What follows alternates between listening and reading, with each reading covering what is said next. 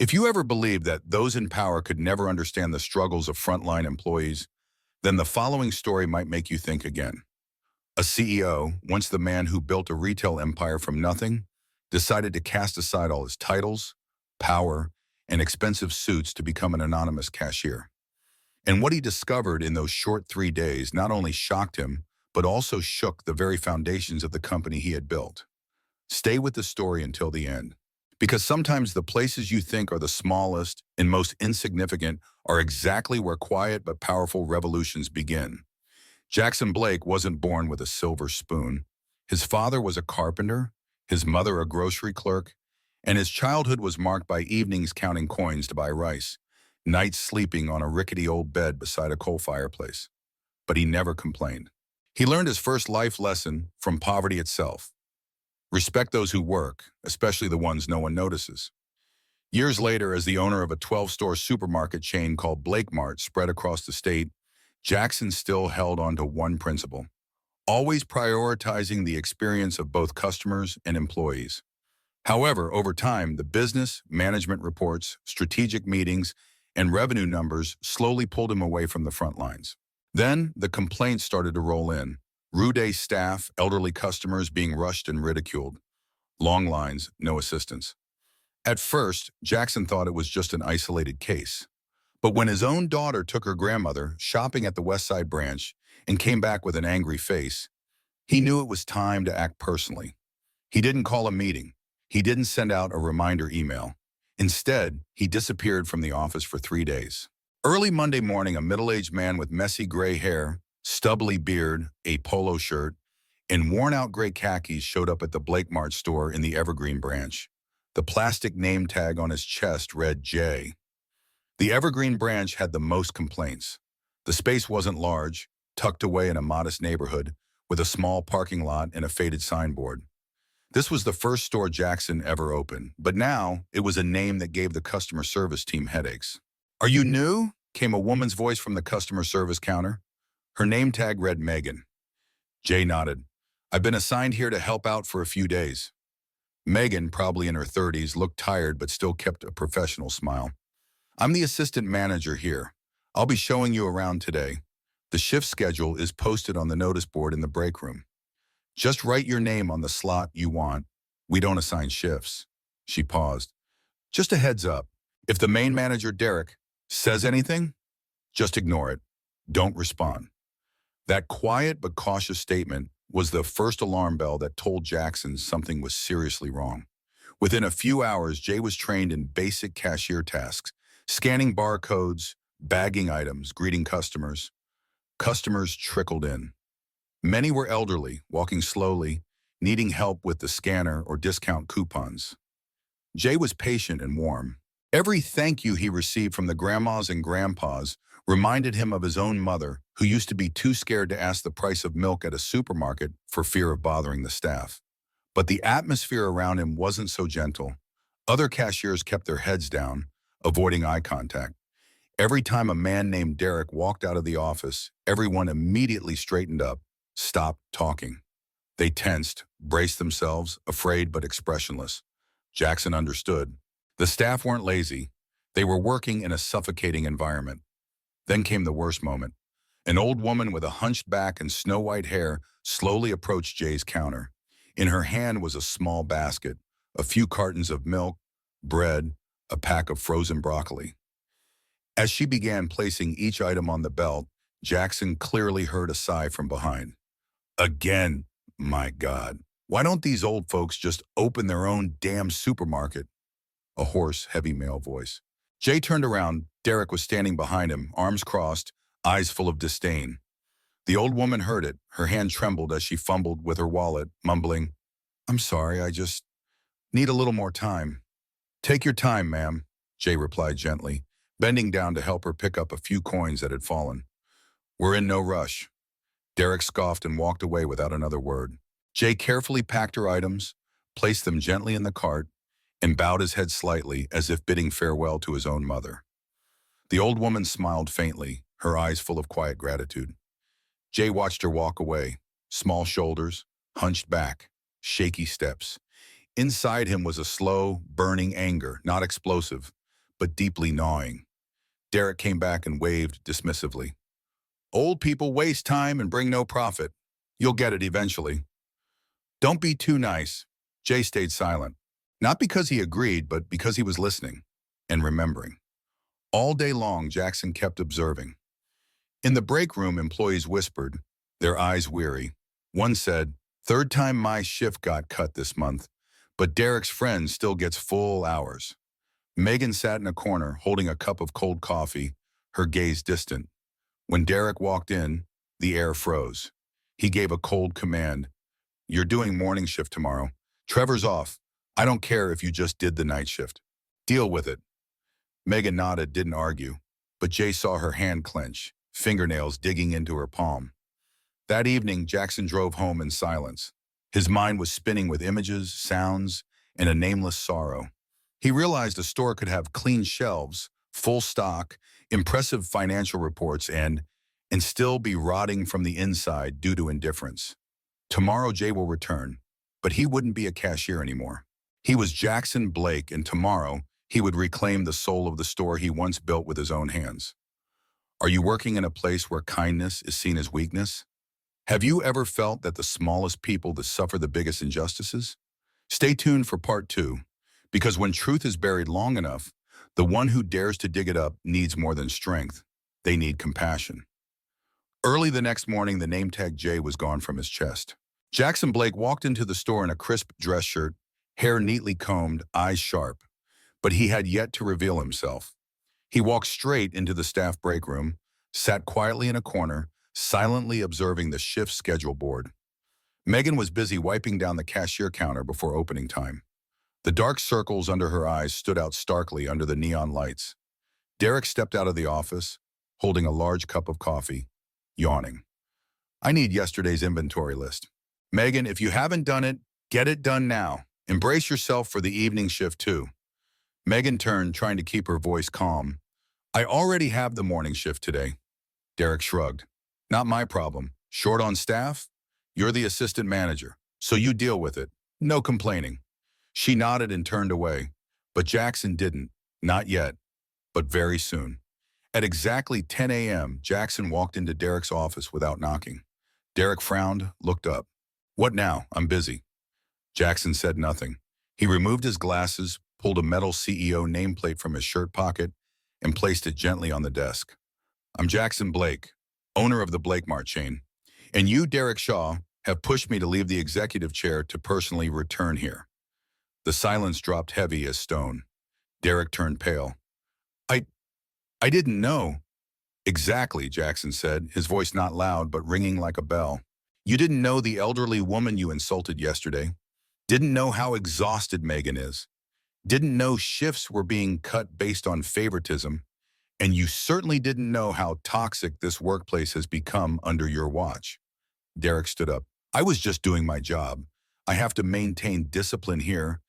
Keep performance up." Jackson cut him off. "And you do that by insulting customers, overworking staff, covering up false reports, and wielding power like a weapon?" No answer. "You're fired, effective immediately."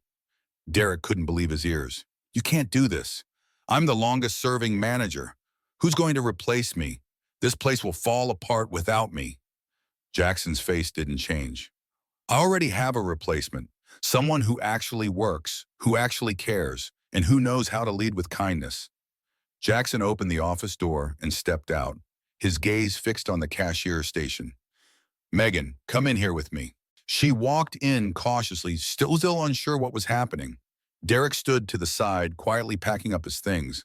The rest of the staff had gathered outside the office, eyes wide with disbelief. Jackson smiled, calm but resolute. "Megan Flores, I've been observing you for the past 3 days. You didn't just do your job. You held this place together. Today, I'm appointing you as acting manager." She was speechless.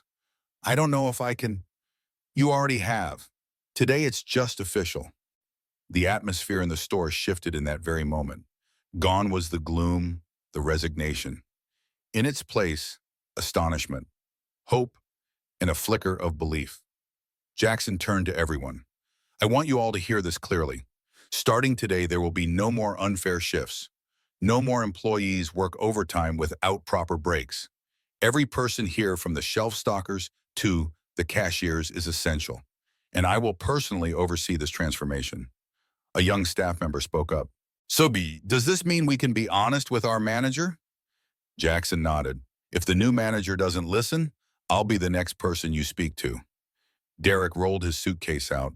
Before stepping out the door, he looked back and sneered. Good luck. You'll see this place fall apart without me. No one replied. Megan walked to the cashier counter, picked up the shift logbook, and for the first time declared clearly, all shifts will be reassigned fairly. If anyone has concerns, come speak to me directly, and you'll all get proper break time. Jackson stepped back, watching the scene like it was the first time he'd truly seen the Evergreen store come back to life. Not with a new paint job, not with a new signboard, but with people. Ask yourself, is the place you work at worth sacrificing your self-respect? If not, be the first one brave enough to change it. Within just 24 hours of Derek Shaw's departure, the atmosphere at BlakeMart Evergreen felt completely renewed. The tension on employees' faces was gone, replaced by cautious but flickering hope. Megan Flores, now acting manager, started the day with a notebook full of notes and a stronger resolve than ever before. She began with the smallest things, reviewing the entire work schedule. Employees who had previously been forced to work 7 days straight were now given fairer shifts. Those who had only received 2 shifts a week were given priority for more hours. She called each person into the office, listening to their individual circumstances. Jackson Blake didn't interfere. He sat quietly in the corner of the break room, just like a regular staff member, occasionally getting up to help stock shelves or clean the storage area with the longtime employees no one had paid attention to before. He let Megan take control. And Megan did it not with a loud voice, but with careful observation. She noticed that the produce section often lacked staff in the afternoons and made immediate adjustments. She spotted a new employee who hadn't been properly trained and quickly arranged for a mentor. Most importantly, she didn't avoid difficult conversations. I know I used to be seen as Derek's shadow, Megan said during her first all-staff meeting as acting manager. But from now on, I won't let anyone be treated the way I once was. A few scattered claps broke the silence. Then more followed. But real change doesn't come through words alone. Jackson quietly documented every development. The number of complaints dropped significantly, wait times at the cashier line shortened, and most notably, the turnover rate declined within the first week. An employee who had previously submitted a resignation 3 times asked to stay. That weekend, Jackson visited another store in the chain, the River Hill branch, considered the best performing location in the system. There he went in disguise, just a regular shopper. Immediately he sensed the difference. Employees greeted customers with genuine smiles, not scripted ones. The aisles were clean and logically organized. A young cashier even said to an elderly woman in front of Jackson, "Take your time, ma'am, nobody's rushing you." The manager of this branch was named Samantha Reed, a woman in her 40s with a calm, commanding voice. She was personally helping out at the canned goods section, chatting as she reorganized the shelves. Jackson waited until the end of the day before stepping into the manager's office. "Ms. Reed, I'm Jackson Blake." Samantha blinked. "Mr. Blake, I didn't expect.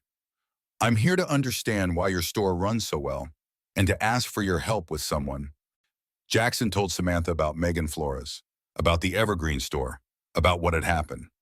"I'd like you to be a mentor to Megan. Once a week, check in, guide her, simply share how you've accomplished what many haven't." Samantha paused for a few moments, then nodded. "No one does it all alone. I had someone help me once. Now it's my turn to give back." The next day, Megan met Samantha for the first time. At first, she was nervous, but after a conversation in the freezer room where they talked while checking inventory, the two were laughing freely. That connection was exactly what Jackson had hoped for, because he knew true transformation doesn't come from orders, it spreads from person to person, like embers that quietly ignite and then burn bright. A week later, Jackson called an emergency meeting with all regional managers at headquarters. This time, he didn't present data or talk about profits. "I worked as a cashier. I heard a manager insult customers and treat employees like tools. And I saw kind people silently holding a store together without recognition." The room was completely silent. Jackson showed a single slide, a photo of Megan training a new hire, and one of Samantha smiling with an elderly customer in the aisle. From today onward, store performance will no longer be judged solely on revenue. It will be measured by anonymous employee feedback, retention rates, and senior customer satisfaction. A few regional managers frowned. One of them, named Angela Kim, raised her hand. "Sir, what about profit targets?" Jackson smiled. "A store may be profitable now, but it will lose in the long term if customers walk away. And the first to leave won't be the customers. It will be the best employees." The meeting ended, some left with skepticism. But others quietly took out their phones and sent a message to their branch managers. "Send me last week's anonymous employee feedback. Every word, no edits." At BlakeMart, a quiet wave began to spread, and Jackson knew this was only the beginning. 3 weeks after Derek Shaw's departure, the Evergreen store had become the new model for the entire BlakeMart chain. Employees no longer hesitated when speaking with management. Words of thanks, direct eye contact, and genuine smiles appeared more frequently in every corner of the store. Megan Flores, once the overlooked assistant manager, was now running her shift with a notebook full of bullet points and a detailed action plan. Each morning before opening, she gathered all employees, including stockroom and cleaning staff, for a quick team briefing. She always began with the same question: "What upset you yesterday?" And always ended with, "How will we support each other today?" This management style left many employees confused at first, but over time, they saw its true impact. When they were heard, they became more proactive. When their opinions were sought, they became more accountable. Megan didn't need to give orders. The trust she built was already a silent command. Samantha Reed, now acting as mentor, stopped by once a week. The two women would sit at the end of the shift in the break area, sipping coffee and reviewing the data. But they didn't just look at numbers, they reviewed security camera snapshots, listened to anonymous customer feedback recordings, and read every thank you email from elderly patrons. Under their hands, management was no longer something lofty. It became structured kindness. Jackson Blake was no longer undercover as a cashier. He now visited the Evergreen store as the company's president. But he didn't sit in the office. He often stood at the entrance with a security guard, helped an elderly man push a cart, or showed a customer how to use a coupon. If anyone asked, "Why do you look so familiar?" he simply smiled and said, "I've just been around here a long time." At headquarters, the changes he had introduced gradually became system-wide policies. A new program called Listening from the Ground was launched each month. An executive was required to work one anonymous shift at a random branch. Feedback from the visit had to be handwritten and sent to the entire board of directors. There was initial resistance. Some senior leaders resigned. But those who stayed, many of whom had been overshadowed by harsh management and styles, felt reborn. Stores began to self-organize team meetings, make service commitments, and share challenges openly and respectfully. An elderly customer named Mrs. Hathaway, the same one who had once been mocked by Derek, wrote a handwritten letter to the Evergreen store. In it, she shared that on her most recent visit, 3 employees had taken turns helping her pick vegetables, check prices, and escort her to her car. She ended the letter with a trembling line: "I don't know what changed, but thank you for making someone my age feel valued again." Megan read the letter aloud during the Monday morning staff meeting. Many were visibly moved. A young employee quietly said, "We did the right thing, and it was worth it." Jackson stood at the back, arms crossed, nodding silently. He knew the reform had truly succeeded when it no longer needed him to survive, and he was witnessing exactly that. At the end of the month, an internal report sent to HR showed a 32% decrease in turnover, a 45% drop in customer complaints, and notably a 60% increase in new job applications. Many who had previously resigned due to the toxic environment were now returning to reapply. At a retail industry conference, Jackson was invited to speak about the transformation model.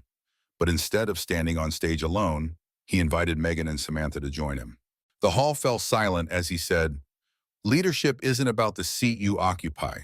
It's about what you do when you think no one's watching." Megan spoke about what it felt like to finally be trusted after years of invisibility. Samantha shared how asking the question, "What do you need to do better?" had transformed her entire store. And Jackson concluded, "We didn't create miracles. We simply removed fear and made room for kindness to grow. The entire auditorium rose in a standing ovation.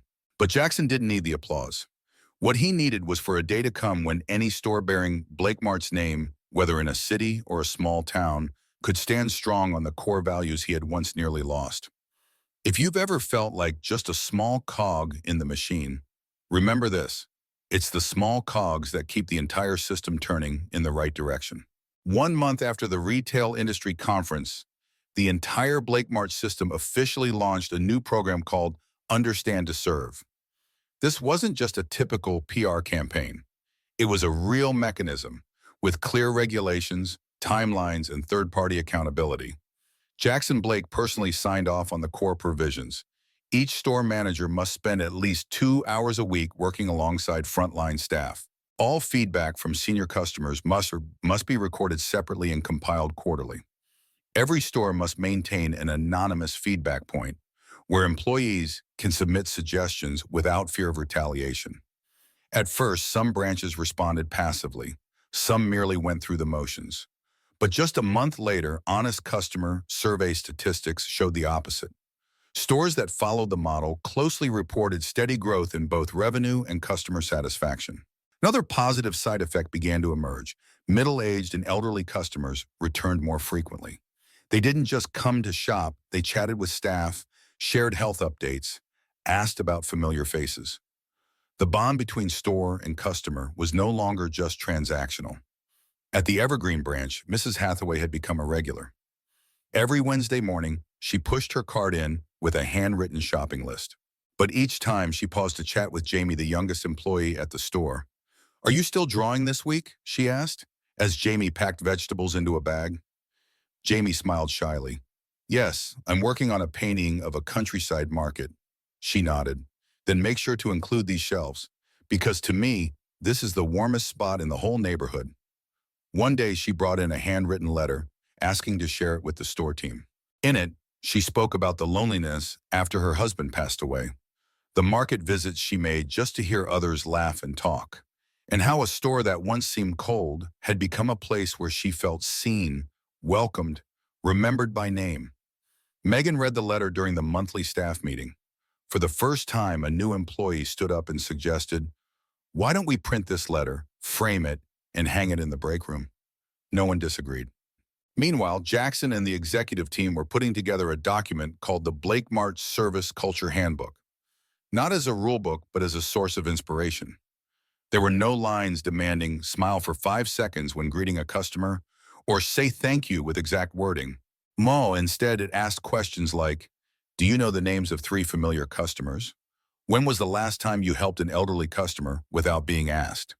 What makes you proud to walk out of this door every day?" There were no grading criteria in the handbook, but it became the most copied and widely shared document in internal meetings. At various branches, teams began redrawing store layouts to better accommodate people with mobility issues. Some stores designated quiet hours, no music, no loudspeaker announcements for elderly customers or those with hearing sensitivities. A female employee at the Northside branch proposed adding rest chairs for customers. The manager approved it immediately, but more notably, the customers pitched in to buy the chairs. One retired gentleman even made a small nameplate for the back of a chair, a place to rest your feet and keep the conversation going. Jackson monitored everything through reports, emails, and photos, but he didn't rush to hand out praise, because he knew the most valuable outcome wasn't found in a campaign. It was when employees acted because they believed it was right, not because they feared being judged. And then, something unexpected happened. A major competitor chain offered to buy BlakeMart 3 times its market value. The reason? His system was creating a human-centered management model too compelling to ignore. They weren't just buying a brand, they wanted to acquire a culture. Jackson held a private meeting with the executive board. After hearing the proposal, he said only one sentence: "Culture isn't something you sell, it's something you keep." The offer was declined, and instead of signing a buyout deal, Jackson launched a new internal training fund called the Hathaway Foundation, a customer service training initiative focused on elderly customers with content designed by staff themselves. From a store once rotting from within, BlakeMart had now become a benchmark for the retail industry. But Jackson refused to grow complacent. Each week, he still selected a random store, working at the cashier counter or cleaning the back room, because he knew that just one manager like Derek could cause everything to collapse again. If you've ever thought, I can't change the system, remember, the system was made by people, and it can be reborn because of people too. Stay tuned for the final part, the farewell of an undercover CEO and the rise of a new generation of leaders born from trust. One autumn afternoon, Jackson Blake sat alone in an empty meeting room at BlakeMart headquarters. Outside the glass window, golden leaves drifted gently, and the first chill winds of the season swept across the familiar street where he had once laid the first brick of his career. On the table was an old notebook. The last page was still blank. This was the notebook he had used since the day he went undercover as a cashier at Evergreen. Every page held an insight, a pain recorded, a resolution not to let wrongs persist. Today he was ready to write the final page, but first he wanted to take one more round. He left the office, no announcement, no private car, no bodyguards, just himself. He visited 3 stores in a single day, a newly opened branch, a previously underperforming location, and a small shop in a remote town. Everywhere he saw the same familiar signs, genuine smiles from employees, elderly customers greeted by name, thank yous that came from the heart. In the small town, he met a new employee named Ellie, who had just transferred from another chain. When he asked why, she said, "Here, they didn't just teach me how to ring up items. They asked me what I needed to do my job well." Jackson stood silently for a long while, then he nodded. Keep that sentence with you for a long time, because that's the foundation of everything. That evening, back at the office, he opened the notebook and wrote, "Everything can begin again as long as we're willing to set aside ego and truly listen. I'm not proud of reforming a system. I'm grateful that I didn't let myself drift further in the blindness of success." A week later, Jackson sent an email to all employees across the system. The subject line had only one word: thank you. In the message he wrote, "I used to be someone who gave orders. Now I want to be someone who listens. I used to read reports. Now I want to read the stories you tell. I used to think I understood customers, but it's you, the ones on the floor every day, who truly do. I will step down from my executive role in the next 6 months, not because I'm tired, but because I believe it's time for a new generation to continue this journey, people who are not driven by fear of judgment, but by a belief in what is right. Hold on to the values we built together. And if one day someone asks, 'Where do you work?' I hope you'll answer, 'At a place where kindness isn't a slogan, but the way we live every day.'" The email ended in italics. BlakeMart isn't just a name, it's a promise. 6 months later, Megan Flores was appointed Regional Director of Operations for the Western Division. Samantha Reed became Head of Training for the entire system. Ellie, the new hire, was selected for the Young Leadership Program. Jackson Blake stepped down from the CEO role in a small ceremony with no press, no spectacle. He simply stood in the stockyard, where the first office once stood, and bowed to the entire staff. They applauded. But what moved him most wasn't the applause. It was the small plaque behind him that read, "Where a founder chose to listen, not command." From time to time, people still spot an old man in a baseball cap, quietly pushing a shopping cart at some BlakeMart store. No one knows for sure who he is, only that he often calls employees by name, helps elderly customers pick up dropped items, and always leaves with a peaceful smile. A little girl once asked her mother when she saw him, "Mom, who is that man everyone bows to?" The mother smiled. "He used to be the owner, but more importantly, he was the first to teach everyone that being big doesn't mean forgetting how to live small." If you've read this far, ask yourself, what kind of leader do you want to be? One people fear or one people remember? Thank you for following the entire story. Share it if you believe that kindness, no matter how small, can change an entire system.